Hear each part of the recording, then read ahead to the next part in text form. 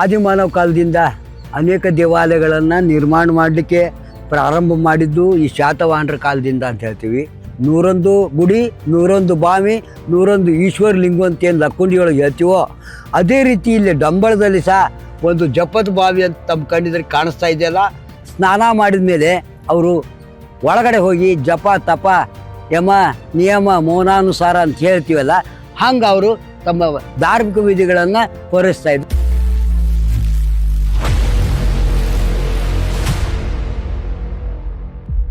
ಗೆಳೆಯರೇ ನಮಸ್ಕಾರ.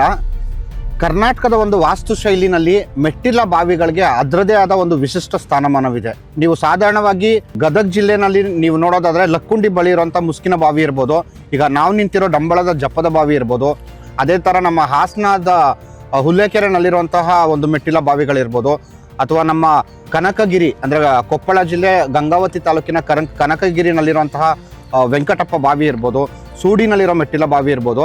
ಹೀಗೆ ಹಲವು ವಿನ್ಯಾಸದ ಒಂದು ಮೆಟ್ಟಿಲ ಬಾವಿಗಳು ಕರ್ನಾಟಕದಲ್ಲಿ ಕಂಡು ಬರುತ್ತದೆ. ನೋಡೋದಕ್ಕೆ ತುಂಬ ಒಂದು ಆಕರ್ಷಣೀಯವಾದ ಈ ಮೆಟ್ಟಿಲ ಬಾವಿಗಳ ಒಂದು ಇತಿಹಾಸ, ಮತ್ತು ಅದರಲ್ಲೂ ಇವತ್ತು ನಾವು ನಿಂತಿರೋ ಈ ಒಂದು ಜಪದ ಬಾವಿ ಅಂತ ನಾವೇನು ಕರಿತೀವೋ ಇದರ ಒಂದು ಇತಿಹಾಸ ಮತ್ತು ಇದರದ ಒಂದು ವಾಸ್ತುಶೈಲಿಯನ್ನು ನಮ್ಮ ಅದ ಕಟ್ಟಿಮನಿ ಸರ್ ಅವರು ಹೇಳ್ತಾರೆ. ಸರ್ ನಮಸ್ಕಾರ. ವೀಕ್ಷಕರೇ, ಈ ಮನುಷ್ಯ ಆದಿಮಾನವ ಕಾಲದಿಂದ ಅನೇಕ ದೇವಾಲಯಗಳನ್ನು ನಿರ್ಮಾಣ ಮಾಡಲಿಕ್ಕೆ ಪ್ರಾರಂಭ ಮಾಡಿದ್ದು ಈ ಶಾತವಾಹನರ ಕಾಲದಿಂದ ಅಂತ ಹೇಳ್ತೀವಿ. ಈ ಶಾತವಾಹನರ ಕಾಲದಲ್ಲಿ ಕಟ್ಟಿರುವಂಥ ಅನೇಕ ಪ್ರಾಚೀನ ಸ್ಮಾರಕ ದೇವಾಲಯಗಳು ನಮಗೆ ಕೆಲವು ಕಡೆ ಅವಶೇಷಗಳು ಮಾತ್ರ ಕಂಡು ಬರ್ತಾವು, ಯಾವುದೇ ಪರಿಪೂರ್ಣ ದೇವಾಲಯಗಳು ಕಂಡು ಬಂದಿಲ್ಲ. ಈ ಶಾತವಾಹನರ ನಂತರ ಬರ್ತಕ್ಕಂಥವರು ಕದಂಬರು ನಮ್ಮ ಕರ್ನಾಟಕದಾದ್ಯಂತ. ಈ ಕದಂಬರ ಕಾಲದಲ್ಲಿ ಸಹ ಅನೇಕ ಪುಷ್ಕರಣಿ ಕಲ್ಯಾಣಿಗಳನ್ನು ಕಟ್ಟಿದ್ದನ್ನು ತಾವು ನೋಡ್ಬೋದು. ಕರ್ನಾಟಕ ವೀರರ ಭೂಮಿ. 10 ಕನ್ನಡದ ಸಾಮ್ರಾಜ್ಯಗಳನ್ನು ಸೃಷ್ಟಿಸುವಲ್ಲಿ ನಮ್ಮ ನಾಡಿನ ವೀರರ ಪಾತ್ರ ಬಹುದೊಡ್ಡದು.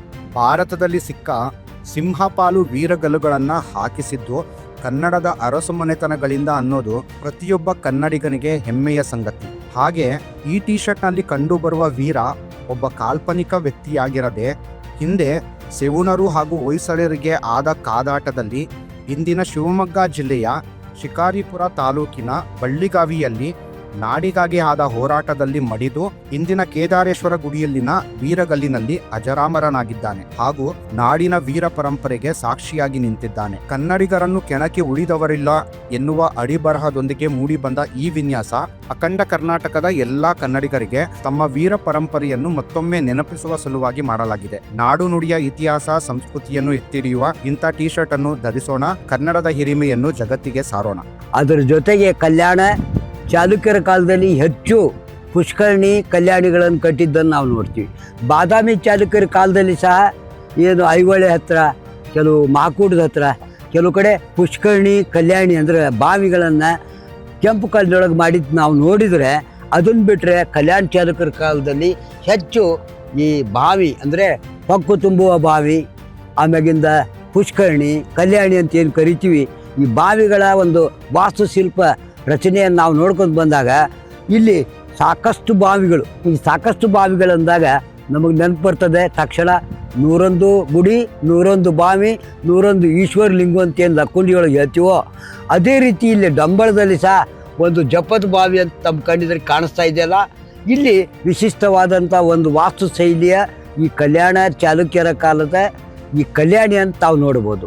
ಈ ಲಕ್ಕುಂಡಿ ಒಳಗೆ ಇರ್ತಕ್ಕಂಥ ಸಹ ಏನು ಮುಸ್ಕಿನ ಬಾವಿ ಅಂತ ಕರಿತೀವಿ, ಅದಕ್ಕೂ ಉತ್ತಮವಾದಂಥ ಅದ್ರ ಎದುರಿಗೆ ಇದ್ದಂಥ ಛಬ್ಬೆರ ಬಾವಿ, ನಂತರ ಕಮ್ತರ ಬಾವಿ, ಅಲ್ಲಿರ್ತಕ್ಕಂಥ ಕನ್ನರ ಬಾವಿ, ಮಜ್ಜನ ಬಾವಿ, ಆಮ್ಯಾಗ ಮಾಳಿ ಬಾವಿ ಇತ್ಯಾದಿ ನೂರಾರು ಬಾವಿಗಳಲ್ಲಿ ಇವತ್ತಲ್ಲಿ 20ರಿಂದ 30 ಬಾವಿಗಳಿವೆ. 20ರಿಂದ 30 ಅನೇಕ ಪ್ರಾಚೀನ ಸ್ಮಾರಕ ದೇವಾಲಯಗಳಿವೆ. ಅಲ್ಲಿರ್ತಕ್ಕಂಥ ಎಲ್ಲವುಗಳನ್ನು ನಾವು ನೋಡ್ತಾ ಬಂದಾಗ, ಅವಶೇಷಗಳನ್ನು ಪರಿಗಣಿಸಿದಾಗ ಇವತ್ತಿಗೂ ಲಕ್ಕುಂಡಿಯಲ್ಲಿ 100ಕ್ಕೆ 50 ಪ್ರಮಾಣದಲ್ಲಿ ದೇವಾಲಯ ಬಾವಿಗಳು ಇವೆ, ಅಂದರೆ ಈಶ್ವರ ಲಿಂಗಗಳು ಇವೆ ಅಂತ ಹೇಳ್ತಾ ಇಲ್ಲಿರ್ತಕ್ಕಂಥ ಜಪದ ಬಾವಿ ಬಗ್ಗೆ ಇದರ ವಾಸ್ತು ವಿನ್ಯಾಸವನ್ನು ತಾವು ನೋಡ್ಬೋದು.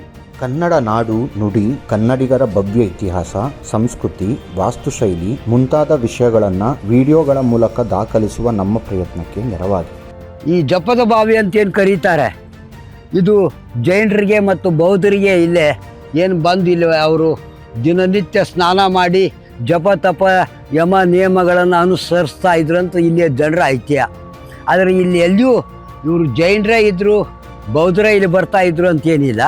ಆದರೆ ಇಲ್ಲಿ ಡಂಬಳ ಅಂದ್ರೆ ಎಲ್ಲ ಧರ್ಮಗಳ ಆಗರ ಅಂತ ಏನು ಕರಿತೀವಿ, ಇಲ್ಲಿ ಜೈನ ಬಸ್ತಿಗಳು ಇದ್ದು, ಜೊತೆಗೆ ಬೌದ್ಧ ಮಂದಿರನೂ ಇದೆ, ಜೊತೆಗೆ ಶೈವರು ಅಂದ್ರೇನು ಶಿವನ ದೇವಾಲಯಗಳು ಇವೆ, ಜೊತೆಗೆ ವೈಷ್ಣವ ದೇವಾಲಯಗಳು ಇವೆ. ಇದು ಸಕಲ ಧರ್ಮಗಳಿಗೆ ಆಗರವಾಗಿತ್ತು ಅಂತ ಏನು ಹೇಳ್ತೀವಿ ಅಂದರೆ ಸರ್ವ ಜನಾಂಗದ ಶಾಂತಿಯ ತೋಟ ಅಂತ ಹೇಳ್ತೀವಿ, ಒನ್ ಸ್ಟೇಟ್ ಮೆನಿ ವರ್ಡ್ಸ್ ಅಂತ ಹೇಳ್ತೀವಿ. ಆಗಿನ ಕಾಲದಿಂದ ಎಲ್ಲರೂ ಇಲ್ಲಿ ಇರಬೇಕಾದ್ರೆ ಜೈನರ ಸಂಬಂಧಪಟ್ಟಂಥ ಬಾವಿನೋ ಬೌದ್ಧರಿಗೆ ಸಂಬಂಧಪಟ್ಟಂಥದ್ದು ಅನ್ನೋದನ್ನು ನಿಖರವಾಗಿ ಹೇಳಲಿಕ್ಕೆ ಆಧಾರಗಳು ಬೇಕು. ಸಾಕ್ಷ್ಯಾಧಾರಗಳು ಇಲ್ಲದೆ ನಾವು ಹೇಳೋಕ್ಕಾಗೋದಿಲ್ಲ. ಒಟ್ಟಾರೆ ಇದು ಜಪದ ಬಾವಿ ಅಂತ ಎಲ್ಲರೂ ಹೇಳ್ತಾ ಇದ್ದಾರಲ್ಲ, ಇದು ಜಪದ ಬಾವಿ. ಇಲ್ಲಿ ಬಂದಂಥವ್ರೆಲ್ಲರೂ ಸ್ನಾನ ಮಾಡಿ ಅವರವರ ಧರ್ಮಕ್ಕನುಸಾರವಾಗಿ ಅವರು ಪೂಜಾ ಪುನಸ್ಕಾರ ಮಾಡಿಕೊಂಡು ಜಪ ತಪ ಮಾಡ್ಕೊಂಡು ಹೋಗಿದ್ದಾರೆ ಅಂತ ಹೇಳ್ಬೋದು. ಒಟ್ಟಾರೆ ಇದು ಬೌದ್ಧರ ಉಪಯೋಗ ಮಾಡ್ತಿದ್ರು, ಜೈನರ ಉಪಯೋಗ ಮಾಡ್ತಿದ್ರು ಅಂತ ಯಾವುದೇ ಇಲ್ಲಿ ಶಾಸನಗಳ ಆಧಾರವಾಗಲಿ ಐತಿಹಾಸಿಕ ಆಧಾರಗಳು ಇಲ್ಲ. ಒಟ್ಟಾರೆ ಇದೊಂದು ಪ್ರಾಚೀನ ಸ್ಮಾರಕ. ಇಲ್ಲಿರ್ತಕ್ಕಂಥ ಕಲ್ಯಾಣ ಚಾಲುಕ್ಯರ ಕಾಲದ, ವಿಕ್ರಮಾದಿತ್ಯನ ಕಾಲದ 10, 11, 12ನೇ ಶತಮಾನದ ಸ್ಮಾರಕಗಳಲ್ಲಿ ಇದು ಒಂದು. ಒಳಗಡೆ ಒಂದು ಬೌದ್ಧ ಮಂದಿರ ಇತ್ತು, ಅದು ಹಾಳಾಗಿ ಹೋಗಿದೆ ಕೋಟೆ ಒಳಗೆ. ಅಲ್ಲಿರ್ತಕ್ಕಂಥ 2 ಜೈನ ಬಸ್ತಿಗಳು ಹಾಳಾಗಿದ್ದಾವೆ. ಅಲ್ಲಿರ್ತಕ್ಕಂಥ ಒಂದು ಶೈವ ದೇವಾಲಯ ಹಾಳಾಗಿದೆ, ಅಲ್ಲಿರ್ತಕ್ಕಂಥ ಒಂದು ವೈಷ್ಣವ ದೇವಾಲಯ ಹಾಳಾಗಿದೆ ಅನ್ನೋದನ್ನು ಶಾಸನಗಳ ಆಧಾರದಿಂದ ಹೇಳ್ತೀವಿ. ಅಲ್ಲಿರ್ತಕ್ಕಂಥ ಕೋಟೆ ಪ್ರದೇಶದಲ್ಲಿ ಉತ್ಖನನ ಮಾಡಿದರೆ ಅಲ್ಲಿದ್ದಂಥ ಬೌದ್ಧರ ಒಂದು ಮಂದಿರ, ಜೈನರ ಬಸ್ತಿಗಳು, ಇನ್ನೂ ಸಾಕಷ್ಟು ಪ್ರಾಚ್ಯಾವಶೇಷಗಳು ಶಾಸನಗಳು ದೊರೆಯೋ ಸಾಧ್ಯತೆ ಇದೆ ಅಂತ ಹೇಳ್ತಾ, ಈ ಡಂಬಳದ ಕೋಟೆ ಬ್ರಿಟಿಷರ ಆಂಗ್ಲರ ಕಾಲದಿಂದ ಈ ಕೋಟೆಯನ್ನು ವಶಪಡಿಸಿಕೊಂಡು 1818ರಿಂದ ಇಲ್ಲಿ ಆಂಗ್ಲರ ಆಳ್ವಿಕೆ ಪ್ರಾರಂಭ ಆಯಿತು ಅಂತ ಹೇಳ್ತಾ 1871ರಲ್ಲಿ ವಿಕ್ಟೋರಿಯಾ ಮಹಾರಾಣಿ ಇಲ್ಲಿರ್ತಕ್ಕಂಥ ಭೀಕರ ಬರಗಾಲದೊಳಗೆ 1865ಕ್ಕೆ ಏನು ಭೀಕರ ಬರಗಾಲ ಬಿತ್ತೋ, ಡೋಗಿ ಬರ, ರಾಗಿ ಬರ ಅಂತ ಕರಿತೀವಿ, ಆ ಸಂದರ್ಭದಲ್ಲಿ ಅನೇಕರಿಗೆ ಒಂದು ಉದ್ಯೋಗವನ್ನು ಕೊಡೋದಕ್ಕೋಸ್ಕರ ಇಲ್ಲಿ ಮೊದಲೇ ಇದ್ದಂಥ ಸಣ್ಣ ಸಮುದ್ರ, ಗೋಣ ಸಮುದ್ರ ಅಂತ ಏನು ಶಾಸನೋಕ್ತವಾಗಿ ಒಂದು ಶಾಸನ ಡಂಬಳ ದೊಡ್ಡ ಬಸಪ್ಪನ ಗುಡಿ ಮುಂದೆ ಇದೆಯೋ ಆ ಶಾಸನದ ಪ್ರಕಾರ ಇಲ್ಲೊಂದು ಗೋಣ ಸಮುದ್ರ ಇತ್ತು. ಆ ಗೋಣ ಸಮುದ್ರವನ್ನೇ ದೊಡ್ಡದಾಗಿ ಕೆರೆ ವಿಸ್ತರಣೆ ಮಾಡೋದಕ್ಕೋಸ್ಕರ ಕೋಟೆ ಗೋಡೆಗೆ ಹೊಂದಿ ದೊಡ್ಡದಾದಂಥ ಒಂದು ಬಾಂಧನ್ನು ಹಾಕಿ ಈ ಬರಗಾಲ ಪರಿಹಾರ ಕಾಮಗಿರಿ ಅಂತ ಏನು ಒಂದು ಕಟ್ಟಿದ್ದಾಳೆ, ಅವಳ ಕುರಿತು ಅವಳು ಏನು ಮಾಡಿದ್ದಾಳೆ ಅನ್ನೋದನ್ನು ಆ ಕೆರೆ ಹತ್ತಿರ ಹೋಗಿ ನೋಡುವ. ಇಲ್ಲಿರ್ತಕ್ಕಂಥ ಬಾವಿಯೊಳಗೆ ಯಾವ ರೀತಿ ಜಪದ ಬಾವಿ ಅಂತ ಕರೀಲಿಕ್ಕೆ ಕಾರಣ, ಸ್ನಾನ ಮಾಡಿದ ಮೇಲೆ ಅವರು ಒಳಗಡೆ ಹೋಗಿ ಜಪ ತಪ ಯಮ ನಿಯಮ ಮೌನಾನುಸಾರ ಅಂತ ಹೇಳ್ತೀವಲ್ಲ, ಹಂಗೆ ಅವರು ತಮ್ಮ ಧಾರ್ಮಿಕ ವಿಧಿಗಳನ್ನು ಹೊರಿಸ್ತಾ ಇದ್ರು. ಹೋಗಿ ನೋಡ್ಕೊಂಬನ್ನಿ. ಕನ್ನಡ ನಾಡು ನುಡಿ, ಕನ್ನಡಿಗರ ಭವ್ಯ ಇತಿಹಾಸ, ಸಂಸ್ಕೃತಿ, ವಾಸ್ತುಶೈಲಿ ಮುಂತಾದ ವಿಷಯಗಳನ್ನು ವಿಡಿಯೋಗಳ ಮೂಲಕ ದಾಖಲಿಸುವ ನಮ್ಮ ಪ್ರಯತ್ನಕ್ಕೆ ನೆರವಾಗಿ